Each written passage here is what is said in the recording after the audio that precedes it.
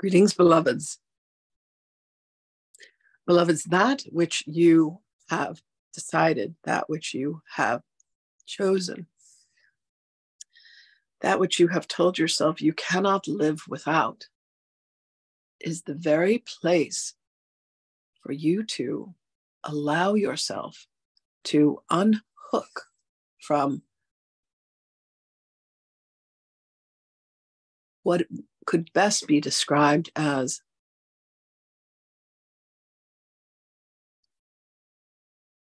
beloveds, when a bone is broken and it begins to re-knit itself, it becomes stronger.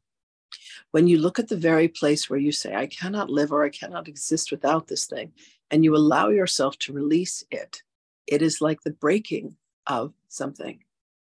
It is the breaking of a hold that you have allowed an objects of impermanence to have upon you. So in the mending and in the knitting, you become stronger because you come to recognize, you come to realize that the very thing, the very object, the very person, the very home, the very animal that you said you could not live without is released from you. It is the death of something. But understand truly that the death of anything means the life of something new.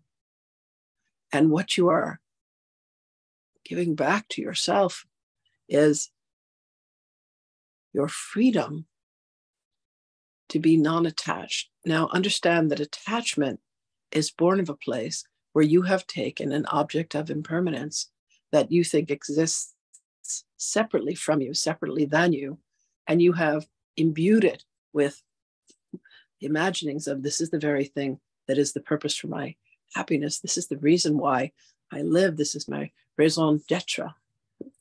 This is something that I cannot live without. And this attachment is born of a sense of separation, feeling that it does not belong to you, that it is something that should it leave, it will take some part of your soul with it.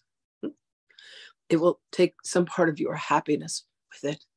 If I lost a child, if I lost a mate, if I lost a job, if I lost a home, if I lost a country, if I lost a planet, if I lost a galaxy or a universe, I would cease to exist. I would no longer be happy. I would no longer have joy because I have imbued this object as being the source of what brings me peace, what brings me love, what brings me happiness.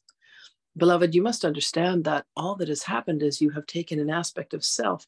You have reversed the lens. You have projected that onto the screen of your universe. And you said, this exists outside of me and I cannot live without it. And when you indeed allow yourselves to separate from, to disconnect from, to dismantle this rigid structure that you have created, you will find yourself more at peace.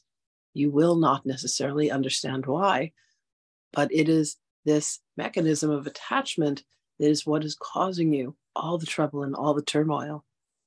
And when you are truly willing to release all that you have, imagine if your home's burned to the ground and every object that you had treasured was suddenly gone. You would survive. Imagine an earthquake that comes and brings and reduces your home to rubble. You would still survive. And truly, beloveds, as we have said, everything that is born within this dimension will die within this dimension. But there is one thing that is always and will always remain constant, and that is you, beloved ones. You are the creator of all that you see. You are the ones who the projections of your mind have painted the very canvas of what is your life. The children that you have chosen, the mates that you have chosen, the grandchildren that you have chosen, the homes that you have chosen, the jobs that you have chosen, even the ways in which you have come back into reconciliation with us. You have chosen all of this. You designed it. You wrote it. You directed it. You acted in it. You produced it. Bravo. Bravo, beloveds. We wish you to remember that you are this co-creative process. And when you come upon something and you say, I could do without A through Q, but then there are these last few. How could I live without this person? How could I live without this child? How could I live without this mate? How could I possibly exist if I did not have this job that pays my bills? How could I live? All you need to do is turn to nature, beloveds, and understand that a tree does not ask, how will I have the sunshine? How will I have the air? How will I have the water? How will I have the dirt so that my roots may grow deeply? Everything that you need is provided. And all the orchestrations that you have made, they have been a distraction to distract you from one fundamental truth, beloved ones. The fundamental truth is that you yourselves are creator beings. You yourself are the embodiment of life itself. You are your own sunshine. You are your own water. You are your own air. What are you growing your roots into? What have you made more important than the truth? What have you made more important than love? There is nothing, beloveds, nothing for you to do except to remember that you have allowed all of this through the very, very creative process of your own imagination. And when you come to this recognition, when you come to this realization, you very much have your hands upon the guidance system. And when you have mastered it, you then will teach many others, for you are here awakened. And when you look upon another who has their levels and degrees of attachment, you can say to them, I too was once attached in this way.